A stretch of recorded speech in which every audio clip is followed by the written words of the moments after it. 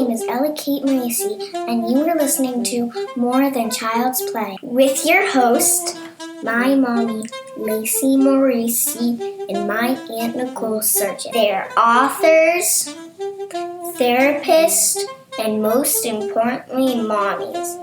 And man, can they talk. So sit back and relax and learn from their village. We hope you enjoy the show.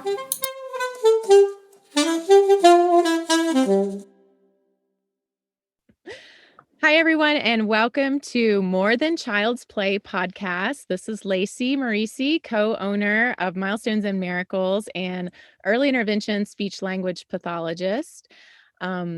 I am flying solo today. Nicole couldn't join me, but she is here in spirit as she is just as excited about our guest today as I am, and we'll be listening along with all of you later on. So I'd like to extend a very warm welcome to Tabi Jones-Wohleber. Yay! Thanks, Tabi, for joining us. I'm excited to be here. Great. So I just want to kind of get our audience familiar with you, Tabi, and let them know your background. And then we're going to jump into our discussion on everything AAC today. So Tabi is an SLP, speech language pathologist, and she is on the assistive technology team for Frederick County Public Schools in the state of Maryland. She also works with families through the West Virginia Birth to 3 system, which is also the early intervention system that Nicole and I work for. So that is how we have met Tabi, is through our work in the state of West Virginia. Tabi supports students with a variety of assistive technology needs, but most of her time and creative energy is devoted to supporting the communication and learning needs of students with significant disabilities. Tabi is a contributor to the Practical AAC blog, and she created the widely shared Model as a Master PAL training series. Tabi has worked with Angelman syndrome family organizations in multiple countries and presents on AAC-related topics at local, state, national, and international conferences. So I had the pleasure of meeting Tabi probably about 3 years ago when our paths crossed because of a mutual friend, as Tabi was getting started again in the Birth to 3 system, where Nicole and I currently work also. And I knew from the get-go, Tabi, you had so much knowledge about the field of AAC, and I needed to take advantage of that. So just even after that first conversation we had, I felt like I learned so much from you. And since then, I've had the pleasure of working alongside of you on a team with a particular child that we all share, and just texting you with questions all the time. You're always so generous with helping me out. And I just wanted to say the be same able, with you. Yeah, we work well together. But I just wanted to be able to share with our audience some of that knowledge that you have, especially about the field of AAC, which really is widely misunderstood by the greater public, I would say. And we've discussed before, even some SLPs, who maybe didn't get the training through their coursework in college or graduate school. They just aren't, as knowledgeable about this area of our field. And I always feel like, we learn for a lifetime. And so I'm just so thankful that you could join us and we could have this conversation and share that wisdom that you have with our audience. Well, thank you for inviting me. Of course. Okay, so let's just get right to it. So, Tabi, what does AAC stand for?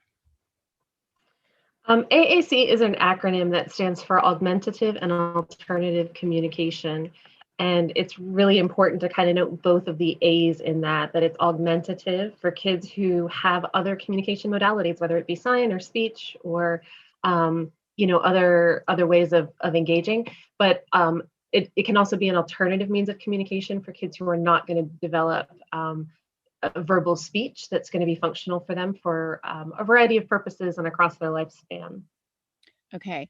And you mentioned, so, again, a myth, I feel like, is that, let me back up. So I'm going to date myself. When I was in graduate school, I distinctly remember we had to choose an elective class. And the choice that I was making was between an AAC class and an adult dysphagia class. And I chose to take the adult dysphagia class. So that just goes to show you, I don't even remember in my coursework having a dedicated class. Now, I graduated, with my master's in 2001. So that's been 20 years ago. And I haven't looked to see, but my thought is, and my hope is that the coursework for graduate school for speech language pathology has changed since 20 years ago. But yeah, it just wasn't, we just didn't implement AAC. We didn't learn about it as much. Why do you think that was all those years? Well, I think that, the advent of mobile technology has really had has had a big impact on the availability of AAC and the way that we've been able to implement and, provide AAC in a robust way for, so many more people, because mobile technology is so accessible. But it's true that AAC has always been it hasn't been SLPs. There's so many things that fall under the umbrella of an SLP. So it is one of those areas that hasn't always gotten a lot of attention. I think, I can't exactly speak to the state of pre-service programs at the moment. It's not something I've looked into it in depth, but I know that there was a time when it wasn't, the elements of AAC were addressed in pre-service programs, but not necessarily as a class, but kind of as a tick box. You had to make sure you covered it across your classes. There's definitely an awareness that more is needed, and there's a lot of movement in the field towards providing, SLPs, in training, the information that they need in order to effectively service those who use AAC. But I think for so many of us, it's been on-the-job training, or it's been that elective where we have chosen it in our class, in our coursework. Right. I was lucky because I knew from the get-go, before I even took my first SLP class, that I wanted to specialize in AAC, so I sought that out. But it is definitely not something that necessarily comes to us naturally through our learning process, and we do need to seek out. Right, the knowledge about AAC. So, coming from that place, there's lots of myths that exist about AAC, not only in the Definitely. speech and language community, but in the greater, community, the society as a whole. And recently, I was able to attend a continuing education course that Tabi provided, and she spoke about some of these myths. So, Tabi, I just want you to, I know there's a lot of myths that are out there, but let's just share with the audience and debunk some, maybe the top 3, 4, 5 myths, so that then our audience is aware that these mistruths are out there, and they can help advocate alongside us. Sure, I think that's a great place to start. One really common myth with AAC is that AAC will interfere with the development of speech, and so that is a myth. That is a lot of children or individuals who have some verbal speech or are going to develop some verbal speech. When you put a concrete representation of language in front of them and you provide them this pattern-based structure in order to access and organize language, it actually can elicit speech production.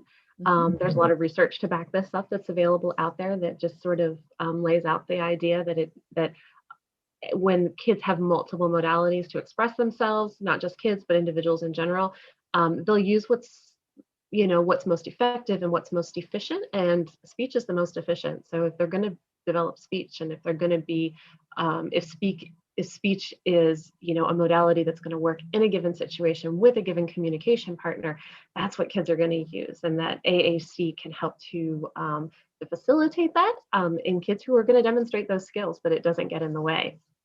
Right. And I think that is definitely a hesitancy, a fear when I bring up AAC to parents. And AAC, everyone includes sign language. And I feel like sign language is talked about a little bit more. Families might not realize it's a form of AAC, but even bringing up sign language or using picture communication, parents are worried that their child then won't talk or almost become lazy and not want to talk because they've got this extra support. But I just similarly to how you just explained it, I'll say to parents, all of us innately are born to talk. We want to talk. That's the easiest way to communicate. It's how we see most everyone around us communicating.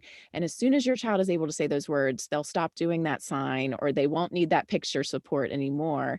But it is a hard sell in the beginning to It sometimes can be. to get families Yeah. on board. But the more I actually talk to you about it, Tabi, the more confident I am becoming in being able to effectively explain that process to parents, and that it is supported by lots of research out there, that providing these visual supports or the gestural supports or whatever it may be, whatever type of AAC, does elicit that spoken word sooner.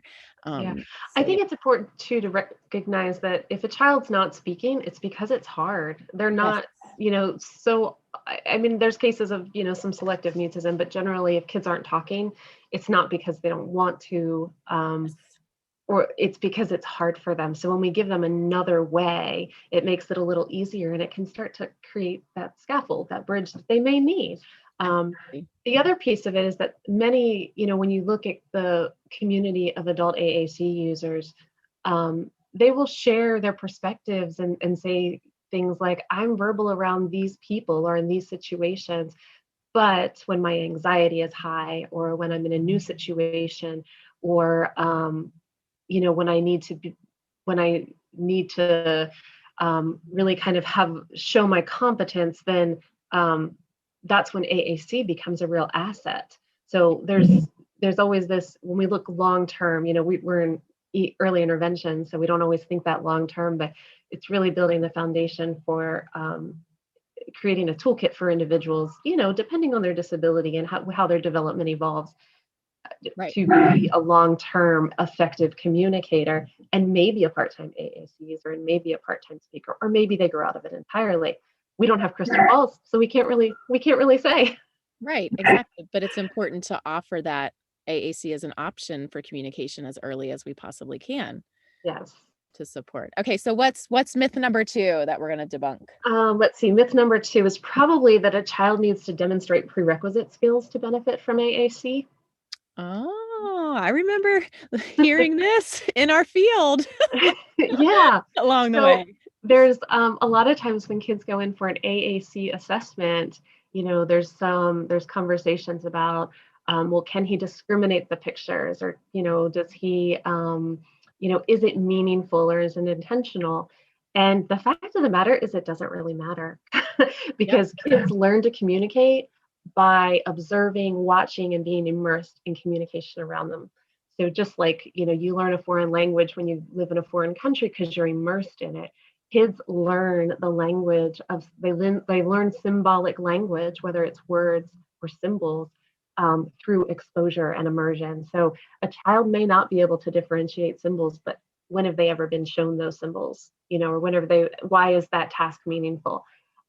So the idea here is that we want to expose kids to a language system that they can access. So if they're going to acquire verbal speech, and we're really providing a lot of verbal input, and we're using strategies to elicit verbalizations, then that is how that's a system they can access. That's kind of natural, typical language development. But if a child isn't developing expressive language, and we provide an AAC system, and it's really falls on the communication partner to use the system, to use the symbols, to use the buttons, or whatever the tool is, to show them how. So kids don't have to know how to use AAC, because communication partners are going to show them, and that is perfectly in line with typical language development in general. We use language development as our guide when teaching AAC, and just as we don't expect kids to talk as soon as they're born, Right. we expect an AAC user to know how to use their AAC, or engage with AAC before they're shown how. So it's not really about kids having prerequisite skills. We're not going to test them on something we haven't taught them. We have to teach them and show them and make it meaningful and motivating and fun and engaging and like full of that rich emotional connection, in order to make it something that they see as valuable enough to learn and own for themselves. Right. And what about the real photo versus symbolic, photo drawing, cartoon looking? I mean, is one preferred over the other? Should we introduce one over the other? No, really what we understand about symbols, it was widely held that symbols are learned in a hierarchy. And I can actually remember in grad school creating a symbol kit where I had about 15 items and I had a representation, everything from the real object to right down to the line drawings and words and everything in between. But what we know about is that kids learn symbols in context. So when they see us use the word go, and we say it to go outside, and we say it to make the car go, and we say it, to get in the car to go, then they learn, oh, that means go. They learn it because of the location on the system. They learn it because of, the symbol. They start to associate it. They learn it because of when it's used and how it's used and the reinforcement they get around its use. And some really obvious ways to recognize that kids use they learn symbols in context is symbols that are in our everyday environment. So kids know that the Golden Arches is where they can get a hamburger and French fries. But Yes. there's nothing about that symbol Yes. that tells them that that's what happens there. Another one that I think is really current is the YouTube symbol. The kids can, they know the icons on a device and they can navigate to them and scan and, scroll pages and choose it. But then once they get into the app, they know how to make it play because they know what the symbol for play is, because they've learned it in context. Yes. Yes. Those are some really good real life examples, things that most toddlers learn very young, what that little symbol on the screen means, or like you said, the golden arches, or even, cartoon faces, they know that that's my favorite show. They can't read Daniel Tiger, but they know that cartoon face is what they want to watch. So they'll point to it or gesture in some way and let us know. Yeah, that's a great example. Yeah. Symbols are there's different. The other thing about symbols is that when you give kids, some variations on symbols, they learn to generalize. So, it's really not necessary. The other thing about photos to note is that photos actually have a lot of complexity to them. Mm-hmm. So there's two things. One is if you have a child who has, a vision issue, whether it's CVI or, more of a acuity issue, symbol or photos, there's a lot of complexity. It captures all the details. So that can make it more difficult to access for some kids. There's definitely uniquenesses there. But the other thing is photos can be really specific. So if you have a picture of a child's cup, then they may not understand that there are other things that are also called a cup other than that one thing, because they think that means cup because it's very specific. Right. So when we start to incorporate things like line drawings, then we help kids to develop those generalization skills. And again, context becomes most important. The other thing about things like line drawings is that they are so much more accessible. So, we have our board maker and our symbol sticks and our lesson picks and all of our symbol sets, and we can go on the computer and type in the search word and get it. And it can carry a variety of meanings, whereas photos can only mean that one thing. Yeah. But these symbol sets become much more accessible to create communication with a lot more variety in the language than, like you can't represent the word on with a picture very well, because it's much more conceptual. But a symbol, it's easier to sort of make the conveyance that this is a symbolic representation of meaning, as opposed to that very specific specificity that comes through with photos. Right. Okay. So what would be myth number 3 that you would list in the top 3 here? I think myth number 3 may be that AAC is a last resort intervention. Mm-hmm. And I actually think that this really kind of ties into the first 2 myths, but this idea that we have to try everything else before we try AAC. I really like to think of AAC as being part of my toolkit. So if I have a kiddo who is, struggling with expressive language, I'm gonna talk to the family about what kind of language input is happening in the environment, and how can we kind of give kids multisensory input and tap things out so they get lots of ways to experience language. But then I consider AAC part of my toolkit too. So I might bring out a core board and say, like, let's talk about the language we're using to shape the language input in this environment. And what it often does is it creates a pause where the child is curious, like, let me see what that is. And they look at it and they engage with it. And honestly, like, it doesn't necessarily have to be, it shouldn't really be the centerpiece of an interaction, but it's just a way to create another layer of language input where the family can point to symbols and slow down the interaction and create some segmentation and pausing between words. It and some kids really become eager to engage with it, and they might verbalize, or not.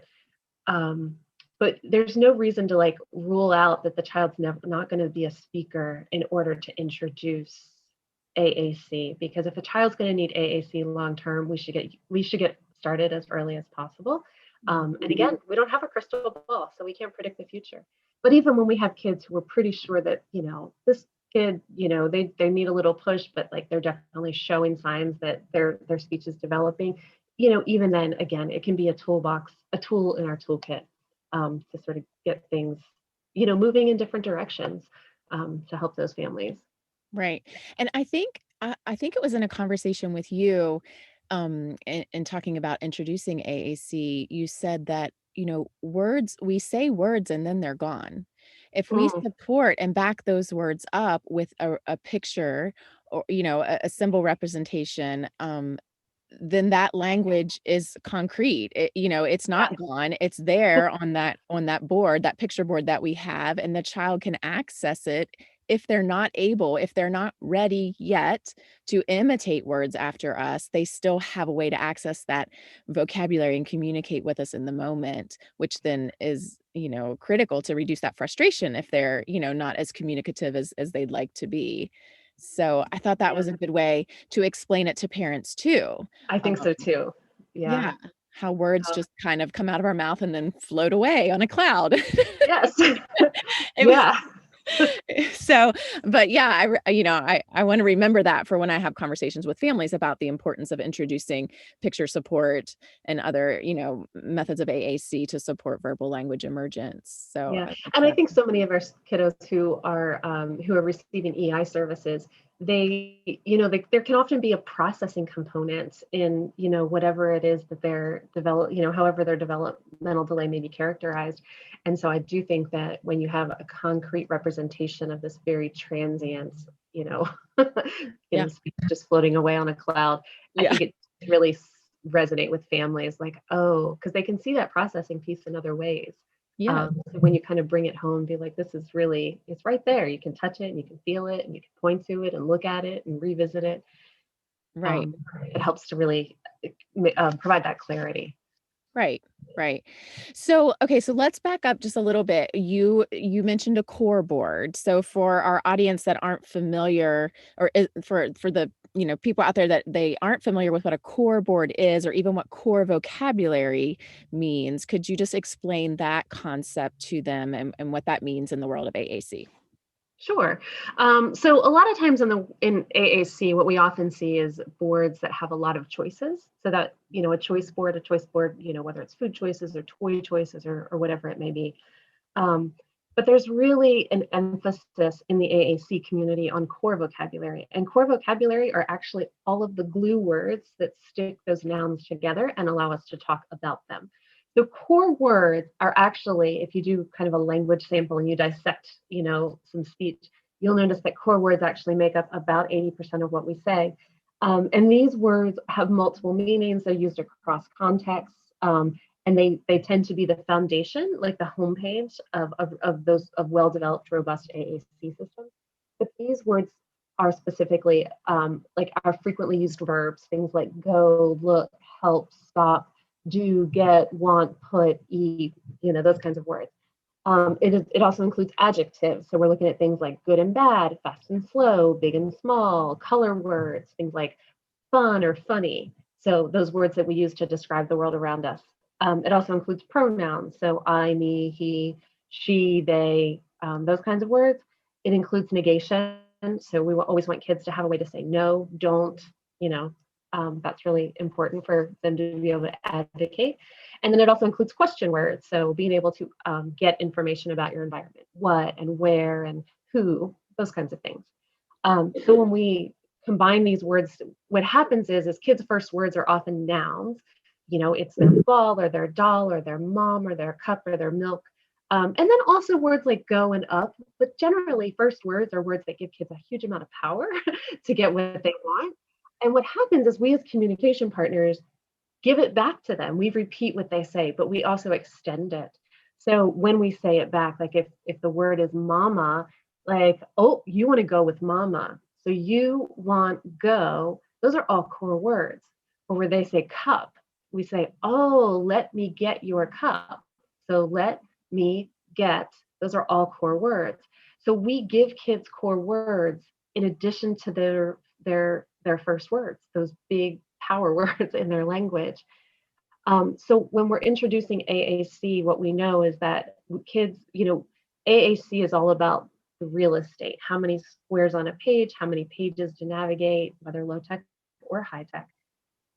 We want kids to have access to as much power in their language as possible. So we give them core words so they can say go, and go can refer to go out, go to the bathroom, go away, make the truck go. And that one word has so much relevance in different contexts. The child's playing with their car, they say go, we know it means go, make the car go. If they say go as they're walking to the door, we know they want to go out. So they don't have to learn as many words initially in order to say a lot in a lot of different places. So core words are, a foundational part of any well-developed AAC system. And a lot of times we will start with a core board. So it is a board of words that has lots of core vocabulary. And oftentimes there might be space for fringe kind of on the side if we're just introducing some low tech in an environment.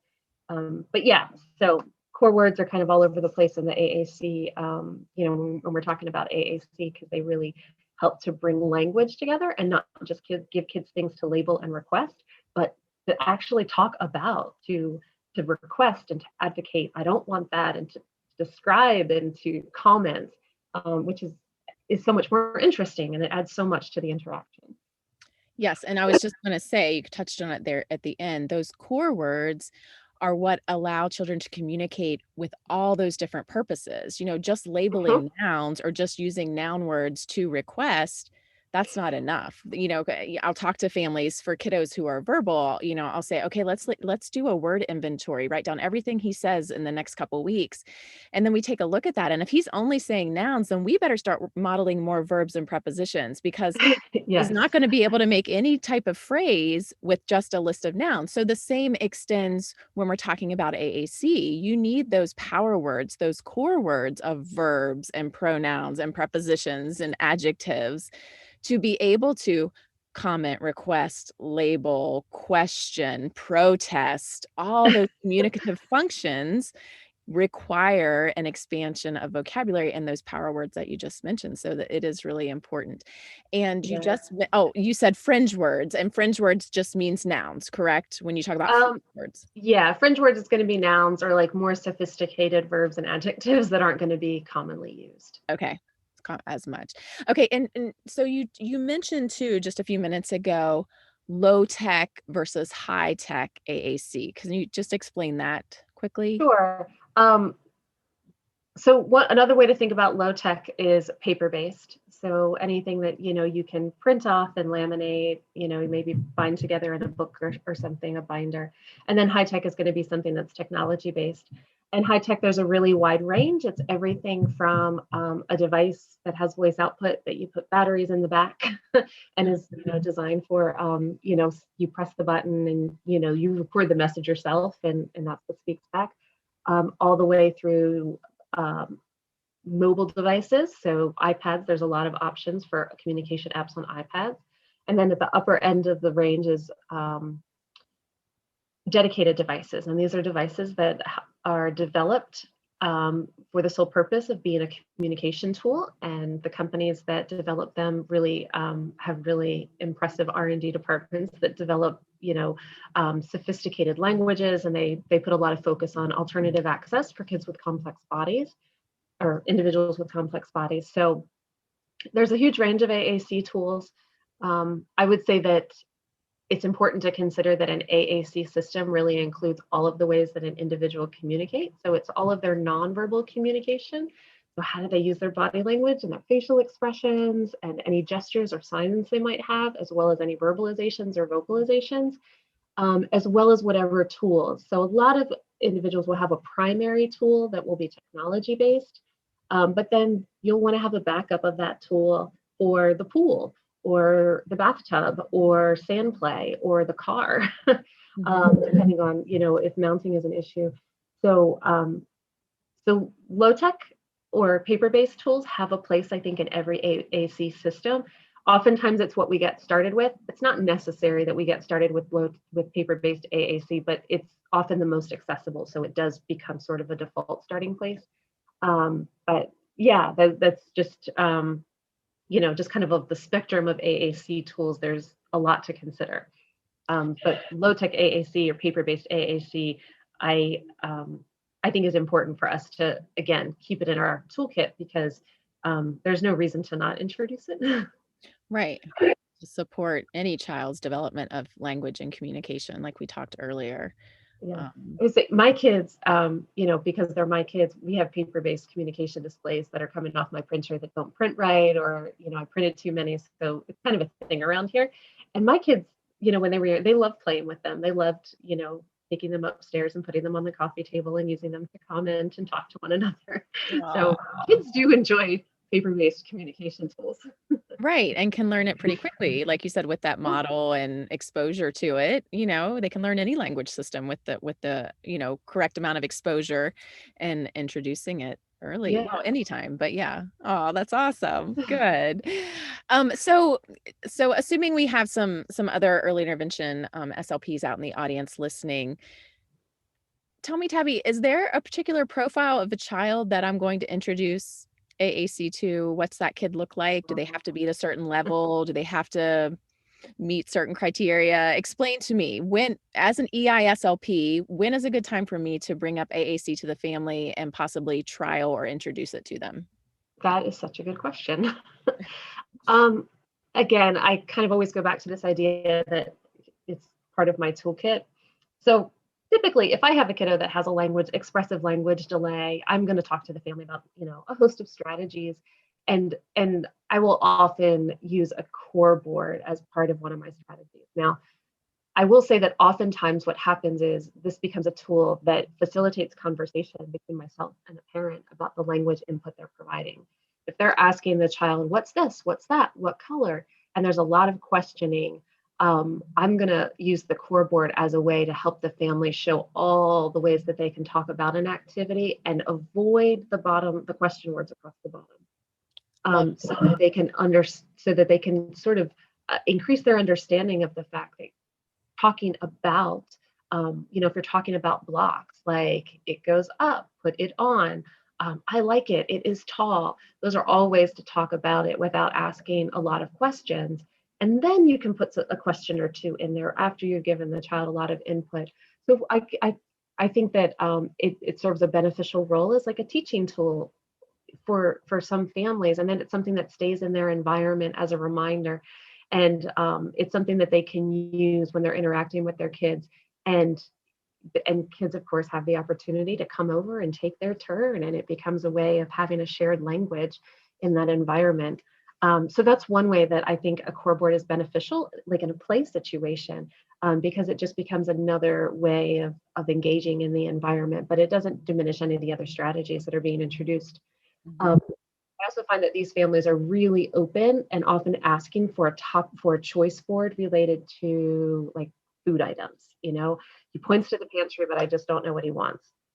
I think the fact of the matter is a lot of kids are really good at telling us what they want, but we just want to hear it out of their mouth. We want them to be specific.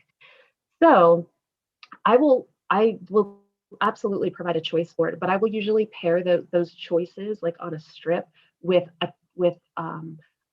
topic. I'll make it part of a topic board that lets them show again all the ways that they can communicate.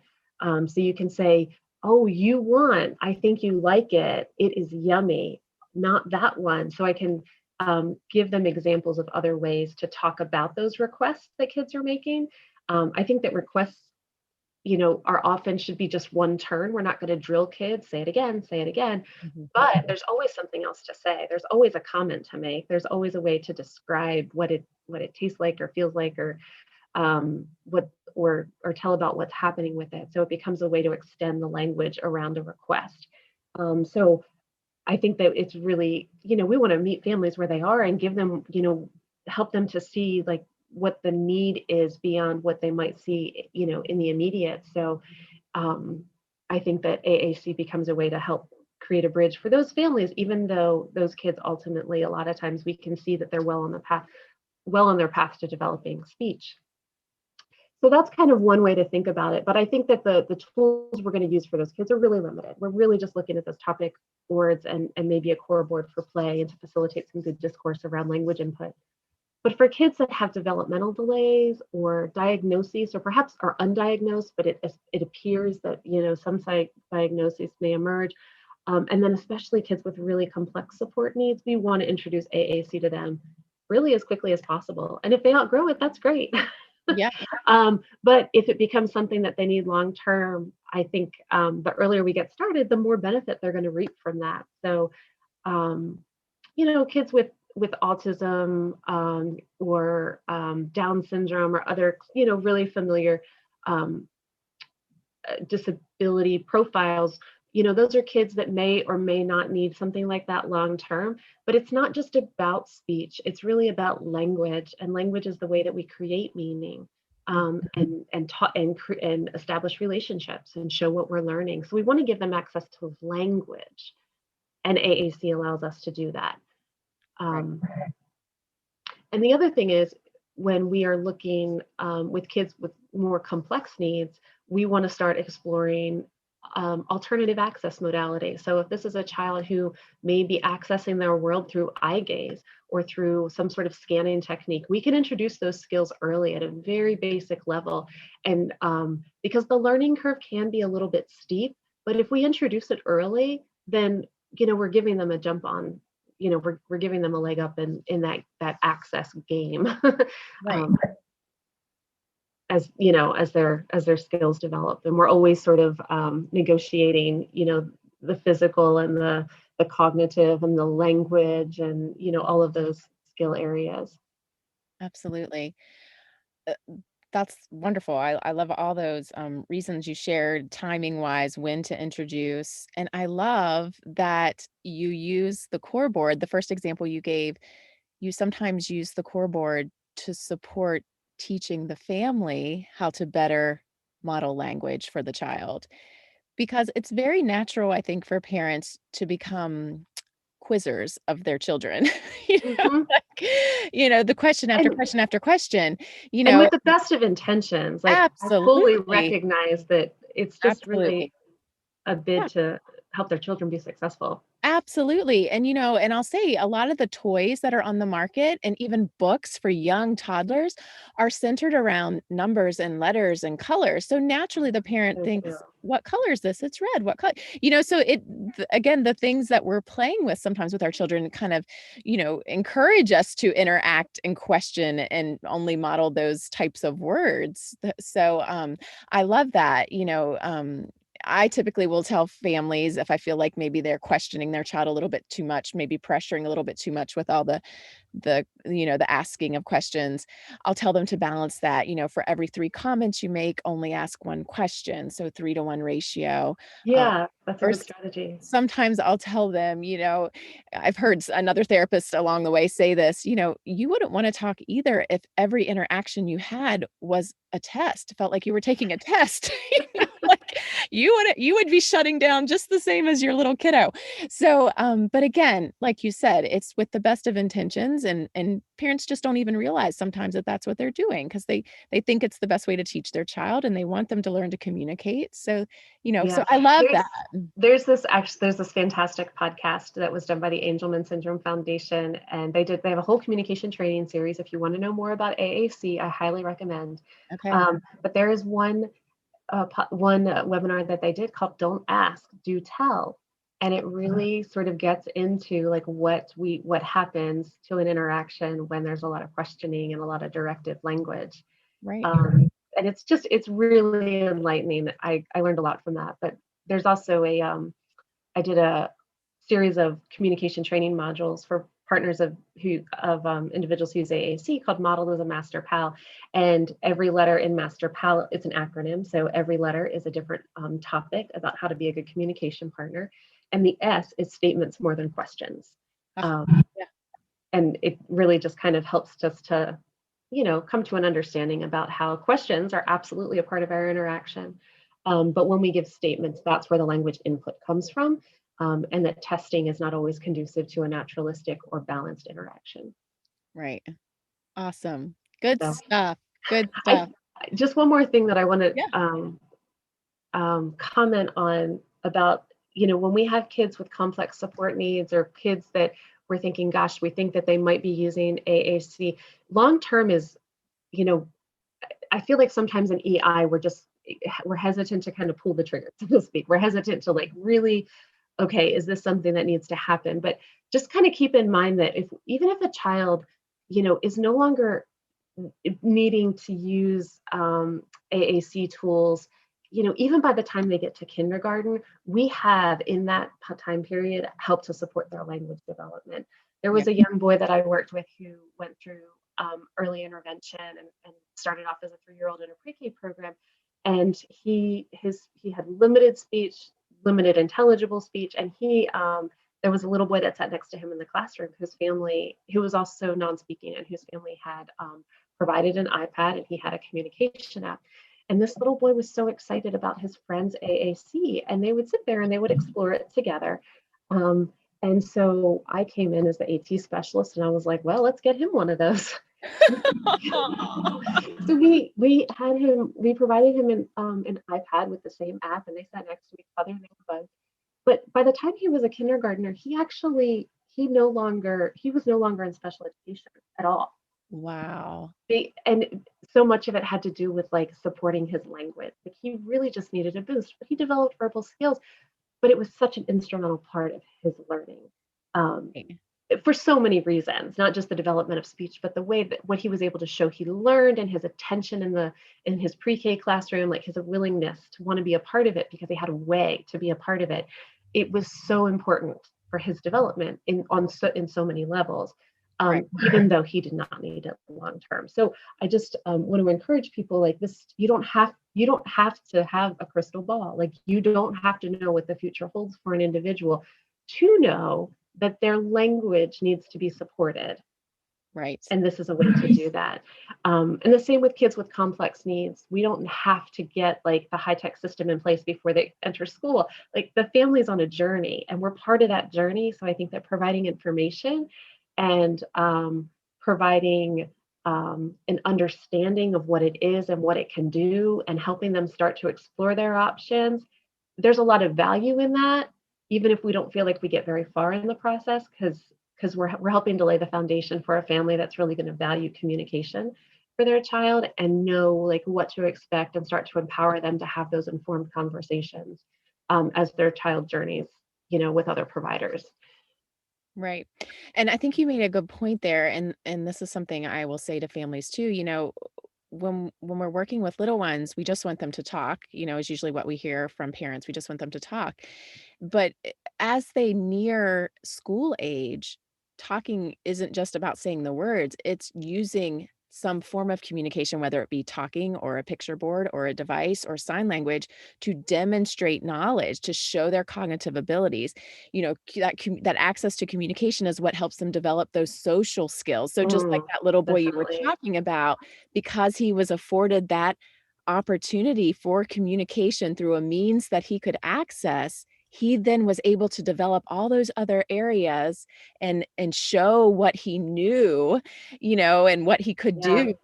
That's just wonderful. And another case for why AAC should be introduced as soon as it can, as soon as we can, get the family on board and get something in the hands of the child and the family to use. So That's super Yeah. sweet. I love hearing about other kiddos. He proudly showed up with his communication device, and then the other kiddos want to be a part of it. I just love that about Yeah. children. The acceptance and the wanting to be a part of what the other children are doing. That just really warms my heart as an SLP. Yeah. Love that. I think pre-K is a great training grounds for that. Yeah. Okay. I have one more kind of specific question, and then we'll kind of wrap things up. But I've already admitted that I didn't learn much about AAC in prior years. I'm on a journey now, and very excitedly learning more and more as I communicate more with you, and take courses, and start implementing some of the use of AAC more with the families I serve. But I don't want to introduce an AAC device that I don't feel is robust enough to possibly carry this child for the long term should they need it. But like you said, I don't have a crystal ball to know if they're going to need it for the long term. For example, do I introduce the Go Talk 9, which is a dedicated device? You push the button, it says the word for the child. Or so I'm scared to use something with a kiddo, worried that it's going to be wrong. So robust AAC is actually a specific definition. Robust AAC is AAC that allows individuals to have access to core words as a primary part of the structure. It has access to fringe words and can be customized to meet their really specific needs. So robust is actually, we ultimately want kids to have a robust system, because when kids are developing language, we don't have a checklist. We're like, yep, they're halfway through the checklist. They've had these, 50 words or 100 words.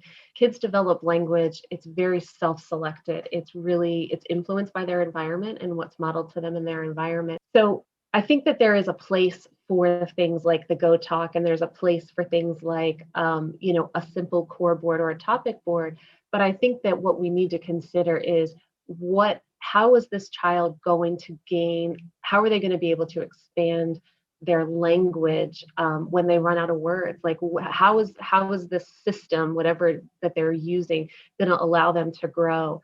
So I think of something like the Go Talk 9 as a way to introduce families and kids to the idea that I can I can use a tool that'll have voice output, and it gives that auditory feedback. Mm-hmm. And a lot of times it gives tactile input because you can touch it and feel it. So it has a role in sort of helping kids and families understand the power of a voice output. But that's not a long-term solution at all Right. for anything. So I feel like it's an exploratory tool. But as we're moving forward with kids, there's a gal out of Australia, Jane Farrell. She's SLP educator, and she really focuses on AAC and literacy. And she has this great blog post called "What is Beginning AAC?" And she essentially says there's not really, when you see an app that's advertised as beginning AAC, it's probably not it's probably going to require a lot of work on your end to do the programming. It may or may not have a symbol bank, to pull from. So you might have to import a lot of pictures. Generally, the vocabulary is pretty limited. Like, it allows you to make choices and maybe make a comment, but it doesn't really allow you to do a lot outside of that. So I think it's important that we recognize that core words have a lot of power. So we want to include a core board as part of the child's system. And we want them to be able to ask for their favorite thing. So we need to have a fringe page so that they can, ask for Elsa, their most favorite character. And we need to have a way to, the alphabet's really important, even as kids are, we're not doing strict literacy instruction yet, but we want to be able to point to the D to say daddy, because there's not room under the people to put daddy. So we're going to give that first letter Q to help them understand, like, there's a variety of ways, like, that's part of the way that we communicate as well. So I think that we can, any piece of AAC equipment, it might be part of a system, but I think we really do need to step back and not be pigeonholed by that, and reflect upon the idea that no matter what tool we have, it doesn't have all the words. So we should have we want their systems to include the capacity for being expanded, but also have variety. So I don't know if that's a convoluted way of answering your question. Yeah, well, my question was kind of loaded in that, I was fearful. I've been fearful in the past of introducing something that I felt maybe fit them in the moment, but then worried what if then they have to change systems. But if I'm hearing you Yeah. correctly, that's okay. You can start with something maybe that has lesser access or more, a more narrowed access to vocabulary, but keep in mind you always want to expand and you always want to offer that core vocabulary as soon as you can because you don't want to limit the child's language in any way. Yeah. Yeah. I think the benefit of some of those tools is that it helps create buy-in for families and even for kids. Like when they start to see the cause and effect of, oh, I push go and it says go, and then mom makes the car go. Yes. That's another layer of language input other than just pointing to a paper-based picture that helps them understand what this tool is for. Sometimes something like a Go Talk, families aren't intimidated by that. They're like, oh, I can do this. But when you start to talk about an iPad, they're a little more cautious. So I think that it can be a bridge. And I think the big idea is that we always want to be thinking about the future. We always want to be thinking about like, how does that integrate, or how am I going to keep this really short term and use this as a way to talk about, sometimes you can use those tools even to talk about the fact that it doesn't work for very much or for very long because you run out of words. So then it gives you a way to talk about what comes next. Right, to illustrate that point and then expanding. Okay. Yeah. So Okay. I think that we can find a place for those things, some of the time. But if we have a family that's eager, I wouldn't waste my time with it. Like I Yeah. had a family not very long ago, and mom was like, "So I want to talk about communication-based iPad apps." Hey, you got it. Yes, let's Let's do move it. forward with that conversation. And by the time that child aged out, he had lamp words for life on a personal device and was making really wonderful progress using the app. But his communication and his like investment in communicating also increased. That's also what we see is it's not just the words, but it's the communicative behaviors that happen along with that when they start to understand the power of having a voice. Yeah, right. Oh, I just love it. Just makes my heart sing when we give them the access. Yes. Yeah, the access to the words so that they can be communicators. It's just magical what you see Mhm. happen with some of these kiddos. It really is. Yeah. And I Um, think too, like just to kind of add on to that, we don't often see that with the nouns the way that we see it with the core words. Like once the core words become powerful, like that's really where we start to see other sort of, really subtle and nuanced perhaps, but those other kinds of communicative behaviors that just families recognize them even if they can't articulate them. right. They see the change. Again, because 'cause we're allowing the kiddo to communicate in all those different ways, not just requesting with a bank of nouns. Um, Yeah. so Yeah. And I guess that kind of leads into like we started to talk about at the beginning, but communication is taught by the communication partner. So it's really important that families are using the tools. And we don't necessarily have to expect a response from kids in order to see a change in the way that they respond. So there's this graphic that that shows that even if a child tolerates you like using their tool in front of them, like that is a level of acceptance of AAC. And then if the child starts to look at it when you model, that is a layer of acceptance. And if they start to lean in and really watch and maybe reach towards it, but they aren't very accurate, that is another layer of AAC learning. And you kind of, for a lot of kids, you have to go through all of these layers before they'll reach out and touch it in a meaningful way themselves. But that's a really important part of the process. So we call it aided language stimulation as sort of the jargony term, but it's modeling. That's the lay term is we model language, and modeling means that we use AAC to speak our words. We're not asking for them to imitate them at all. We're just showing them how. We're using AAC to take our turn um, in an interaction so that they can learn how to do it.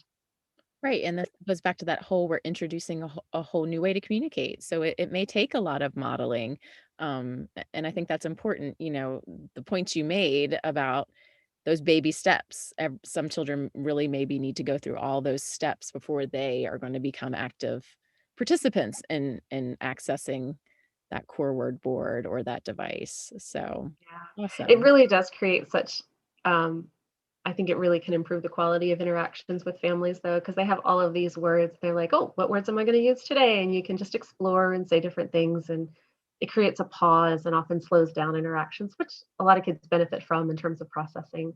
Absolutely. Yeah. It adds other elements of value. Yeah. Another added bonus. Love it. Yeah. Awesome. Okay, so kind of wrapping up, you mentioned earlier that Angelman syndrome has some good training. So if there's some people out there that are interested in learning more about AAC for themselves, or, you know, as a family, if they feel like their child might benefit from AAC and they maybe want to, you know, take some courses, what would you suggest?